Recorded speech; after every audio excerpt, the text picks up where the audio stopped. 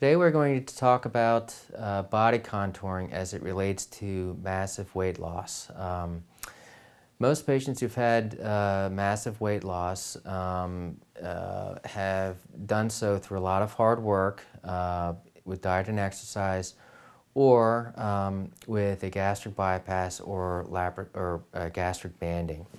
And regardless of how you lose your weight, it can definitely be treated. And when I talk about massive weight loss, I'm talking about 100 pounds, 200 pounds, and sometimes even up to 300 pounds of weight loss. And as you can imagine, that's a bit of a different concept than, say, having a child and you have some loose skin in the abdomen, you need a tummy tuck.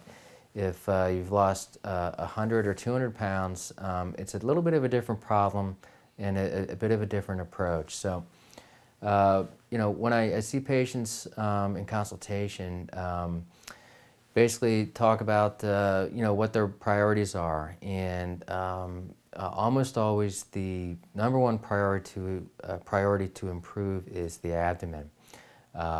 There's typically overhanging skin. There can be hygiene problems, chronic rashes, discomfort due to the hanging skin. And oftentimes this can be treated actually as a medical condition, and performing a abdominoplasty, which is a tummy tuck, can be paid for by insurance. And that's usually our goal, and oftentimes possible. Now, you can imagine that if you have extra skin in your abdomen, you probably have extra skin from the flank and buttock area. And another concept would be to do a circumferential procedure called a belt lipectomy, tummy tuck plus buttock lift, lower body lift. These are basically terms describing the same thing, and that's a circular incision going around the body at the level of the waistline. And what is great about that incision is that as you do a tummy tuck only, the incision comes down to a point and then has to end somewhere. And as the incision comes to a point, you're taking less and less skin. And so the flanks and buttock are really not treated at all with a tummy tuck. So if you don't have the end of the incision, you can continue removing that extra tissue all the way around the corner and produce really a very nice waistline, and elevate the outer thigh and buttock at the same time. So I like that combination for massive weight loss, because I think it looks great and it is really not that difficult to do.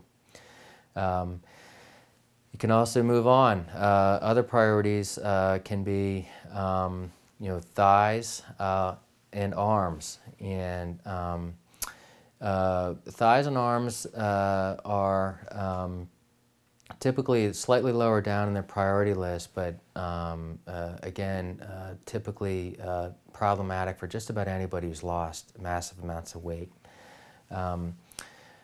Couple problems with the extremity lifts, and that is the scars. And so for an arm lift, otherwise known as a brachioplasty, it's a scar typically that goes from the armpit down to the elbow. And it's a very powerful incision, and it can really take care of that draping skin well.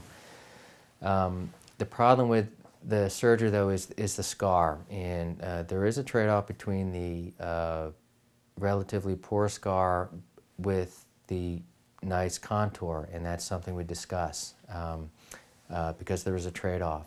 Occasionally, you can do what's called a mini brachioplasty, and that's to basically remove skin upward towards the armpit, so that the scar is only in the armpit and not going down the arm itself. And that's useful for people who really have less laxity than the typical patient that's confined mostly to the upper half of the arm.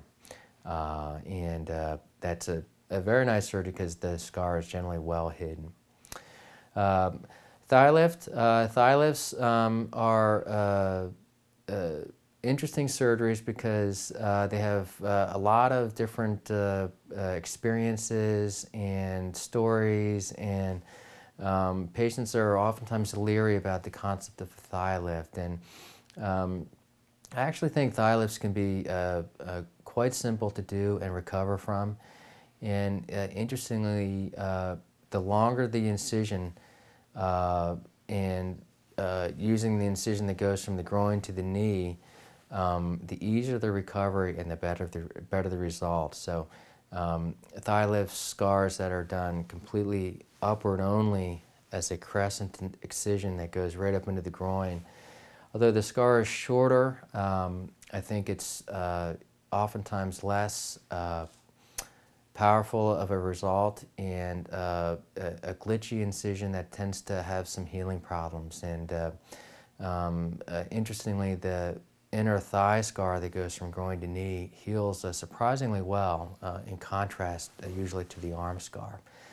So other areas to contour would be breast, and breasts are fortunately the simplest of the contouring procedures. Very little pain, very simple to do. Mastopexy is the surgical term.